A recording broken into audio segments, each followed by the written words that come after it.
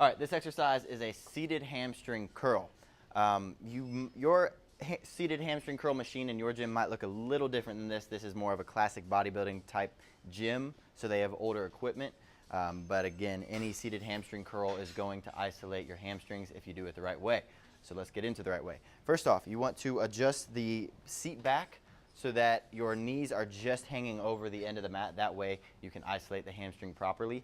And then the next thing that you want to remember is to always keep your toes pointed up. You want to dorsiflex your ankles, which basically just means keeping your toes pointed as far back as possible throughout the whole motion, not when you're just at the top. So even when the weight is all the way down, you're still keeping your toes pointed as far up as possible, and that is going to really give you the full range of motion, help isolate, and give you a well-developed hamstring.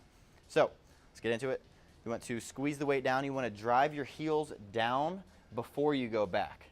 That way you are working the right muscles more than anything and not pulling with a little bit of your quad or pulling with your calf or anything like that. So you're going to drive down with your heel, and then when it goes all the way down, it's naturally going to bring itself back, giving you the full range of motion.